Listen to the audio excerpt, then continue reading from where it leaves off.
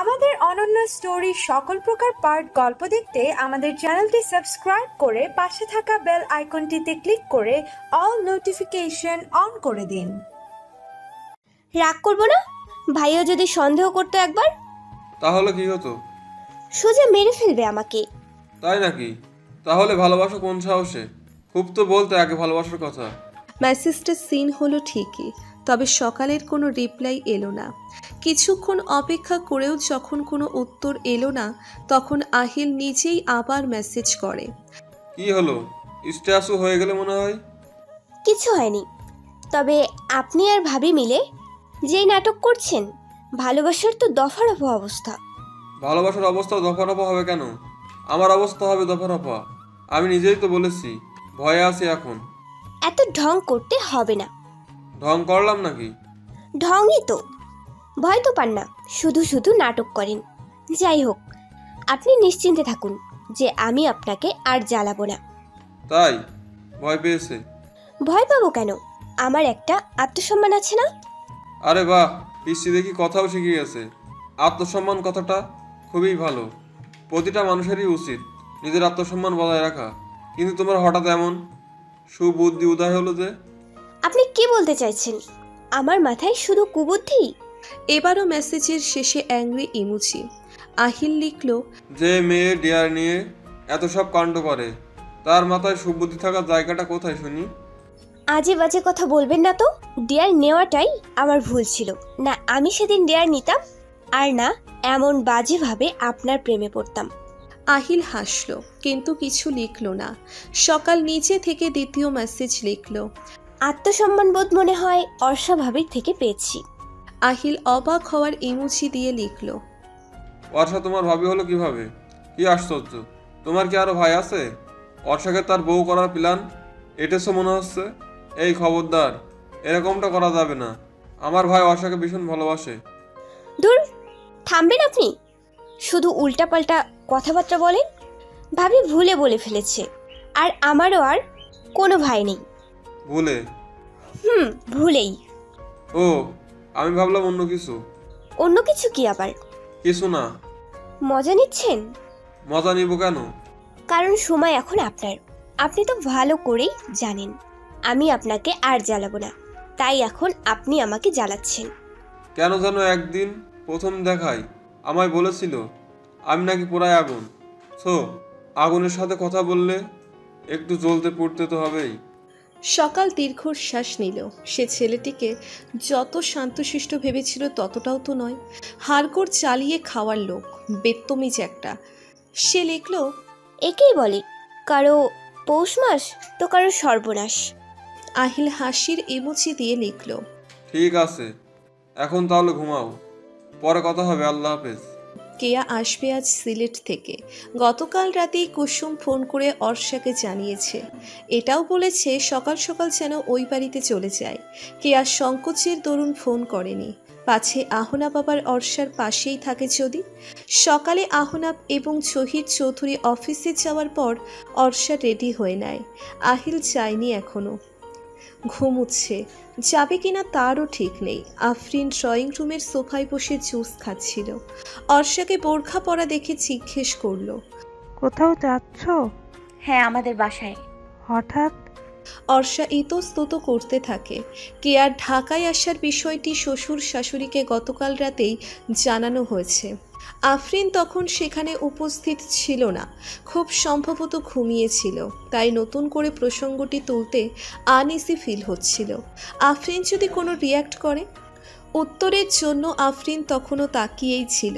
অর্ষা স্বাভাবিক হওয়ার চেষ্টা করে বলল, কে আপু আসবে আজ? কে আপু আসবে? কোত্থেকে? অবাক হয়ে জানতে চাইল আফরিন। সিলেট থেকে? আফরিন কিছুক্ষণ তাকিয়ে থেকে ভাবলেশীনভাবে বলল, ও, সাবধানে যেও। প্রত্যুত্তরে অর্ষা মৃদু হেসে আমেনা বেগমের থেকে বিদায় নিয়ে বাড়ি থেকে বের হয়। আহনাবকে আগেই বলে রেখেছিল দুদিন থাকবে সে ওই বাড়িতে। আহনাব কোনো আপত্তি করেনি। অর্ষার গাল টেনে বলেছিল, ঠিক আছে। ওই বাড়িতে পৌঁছিয়ে ভাবির সাথে কাজে লেগে পড়ে অর্ষা। এই প্রথম কেয়ার স্বামী আসবে এই বাসায়, আপ্যায়নের ত্রুটি তো রাখা যাবে না। রুহুলও বাজার করেছে মন মতো, টুকিটাকি আরও যা লাগবে তা কেনার জন্য কুসুমকে টাকাও দিয়েছে অর্ষা। দুপুর গড়িয়ে যখন বিকেল হবে হবে ভাব, সেই সময় ক্লান্ত বিধ্বস্ত অবস্থায় বাড়ি পৌঁছল কেয়া আর ওর স্বামী। অর্ষা এক ছুটে গিয়ে কেয়াকে জড়িয়ে ধরে। কেয়া হাসে, পিঠে হাত বুলিয়ে দিয়ে বলে, এখনো বড় হসনি, বাচ্চায় আসিস? অর্ষা এই কথার কোনো উত্তর না দিয়ে মৃদু হাসল। রুহুল তীক্ষ্ণ দৃষ্টিতে তাকিয়েছিল ওদের দিকে। কেয়া আগে গিয়ে রুহুল এবং কুসুমের কাছে কান্নাকাটি করে মাপ চায়। এই প্রথম কুসুমের চোখেও পানি দেখা গেল। কেয়া তার স্বামীর সাথে পরিচয় করিয়ে দিয়ে বলল, ওর নাম সিফাত। সিফাত রুহুল এবং কেয়াকে সালাম দিয়ে কুশল বিনিময় করল। অর্ষার দিকে তাকিয়ে হেসে বলল, তোমার অনেক গল্প শুনেছি কেয়ারের কাছে। অর্ষা কিছুটা লজ্জা মিশ্রিত হাসল। কুসুম বলল, আচ্ছা, গল্প পরে হবে, ভেতরে আসো এখন। দুপুরের আয়োজন খাবারের অল্প কিছু শুধু কেয়াই খেয়েছে, বাকি সবাই রোজা। খাওয়া দাওয়ার পাট চুকিয়ে কেয়া অর্ষাকে ডেকে এনে বারান্দায় বসল। অর্ষা বলল, গল্প কি পরে করা যেত না? খেয়েছো, এখন একটু বিশ্রাম করো। কেয়া মুচকি হেসে নিজের হাত দুটো অর্ষার কোলের ওপর রাখল। মুখের দিকে তাকিয়ে বলল, আগে একটু কথা বলতে তো দে, তুই কিন্তু একটু মোটা হয়েছিস। অর্ষা বিস্মিত কণ্ঠে জানতে চাইল, তাই? কেন, ওজন মাপিস না নাকি? অনেকদিন হয়েছে, মাপা হয় না। মেপে দেখিস। অর্ষা দুঃখী দুঃখী গলায় জিজ্ঞেস করে, খুব বেশি মোটা হয়ে গেছি নাকি আপু? কেয়া খিলখিল করে হেসে ওঠে। দুহাতে অর্ষার দুগাল চটকে দিয়ে বলে, একদম না, পারফেক্ট হয়েছিস। আগের চেয়ে আরো বেশি সুন্দর লাগে এখন, রূপবতী কন্যা। হয়েছে, আর বাড়িয়ে বলতে হবে না, সুন্দর তো তুমি হয়েছো। আমি একটু মুটিয়ে যাচ্ছি না? তাই একটু যাচ্ছ, তবে সুন্দর লাগছে কিন্তু। সব বাচ্চার ক্রেডিট, বুঝলি? বাচ্চা পেটে আসলে বুঝি মেয়েরা সুন্দর হয়ে যায়?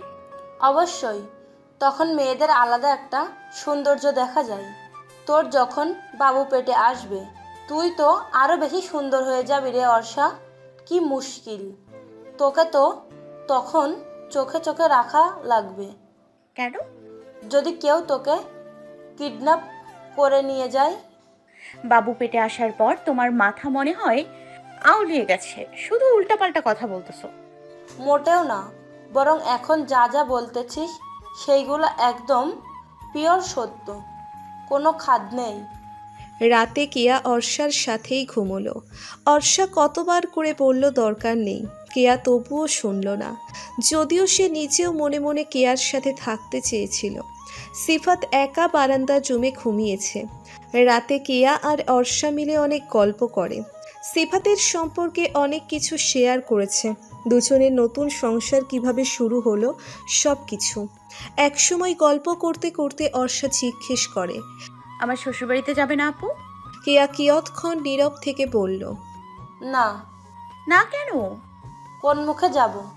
অতীতের ওইসব ঘটনা কেউই মনে রাখেনি আপু। মা তোমাকে যেতে বলেছে ভাইয়াকে নিয়ে। সত্যি? 3 সত্যি। আন্টিকে আমার সালাম জানাস? তার মানে কি তুমি যাবে না? কেয়া কাত হয়ে শুয়ে অর্ষার গায়ের ওপর হাত রাখল। আদুরে কণ্ঠে বলল, না রে সোনা। আমি বাবাকে আসতে বলবো, তারপর দেখবো তুমি কিভাবে না গিয়ে পারো। জেদ করিস কেন? খুব জেদি হয়েছিস দেখছি। অর্ষা গোপনে দীর্ঘশ্বাস নিয়ে বলল, ঘুমাও, অনেক রাত জেগেছ আজ। কেয়া একসময় ঘুমিয়ে পড়লেও অর্ষার ঘুম এলো না। দিনে 2 বার আহনাপের সাথে কথা হয়েছিল, তাও অল্প সময়ের জন্য। আর রাতে একটু কথা হয়েছে, দূরে এসে যেন আরও বেশি মনে পড়ছে। কি যন্ত্রণা, কতক্ষণ এপাশ ওপাশ করেছে তার কোনো হিসেব নেই। একবার ভাবলো ফোন করবে, পরক্ষণে কি ভেবে যেন আর ফোন করা হলো না। পরের দিন সকালে ঘুম থেকে উঠে কোনো রকম সারা দিনটা পার করে অর্ষা। বুকের ভেতর কেমন যেন ধরপড় করছে, মনটা অস্থির হয়ে আছে আহনাপের জন্য। 2 দিন থাকার কথা থাকলেও আর থাকতে পারছিল না সে। চোখের আড়াল হয়ে থাকাটা এখন যেন অসম্ভবপর হয়ে পড়েছে। বড্ড দায়। বিকেলের দিকে কেয়াকে বুঝিয়ে বাড়িতে চলে আসে। অপেক্ষা করতে থাকে কখন 5টা বাজবে আর কখন আহনাব আসবে। সময়ের আগে বাড়িতে ফিরে আসায় সবাই একটু অবাক হলেও কেউ কিছু জানতে চাইল না। আমেনা বেগম শুধু জিজ্ঞেস করেছিলেন, সবকিছু ঠিকঠাক আছে তো? জি মা। কি আর কি অবস্থা, কেমন আছে এখন? আলহামদুলিল্লাহ ভালো আছে। তোমায় না বলেছিলাম ওদের নিয়ে আসতে? পরে আসবে মা, কয়েকদিন আগে ভাবির কাছে থাকুক। আমেনা বেগম হেসে বলেছেন। ঠিক আছে। অর্ষা ঘরে শুয়েছিল। কখন সে চোখ লেগে এসেছে বুঝতেই পারেনি। তন্দ্রাভাব কাটে আহনাপের ডাকে। অর্ষা। পিটপিট করে চোখ মেলে তাকায় অর্ষা, 2 ভ্রু কুচকানো। আহনাব কিছুটা ঝুঁকে আসে মুখের ওপর। আহনাবকে দেখে কপালের ভাঁজ কাটে, ঠোঁটে ফুটে ওঠে হাসি। তড়াক করে লাফিয়ে উঠে আহনাবকে শক্ত করে জড়িয়ে ধরে। আচমকা অর্ষা যে এমন কিছু করে বসবে আহনাব বুঝতে পারেনি একদম। কোনো রকম টাল সামলিয়ে নেয়। তবে একথা সত্য যে খুশিও হয়েছে। তার চোখে মুখেও ফুটে ওঠে হাসির ঝিলিক। সেও বাহুবন্ধনে অর্ষাকে আবদ্ধ করে নেয়। আহনাবের বুক থেকে মাথা সরিয়ে অর্ষা জিজ্ঞেস করে, জানেন কত মিস করেছি? মনে হচ্ছিল এবার বুঝি আমি মরেই যাচ্ছিলাম।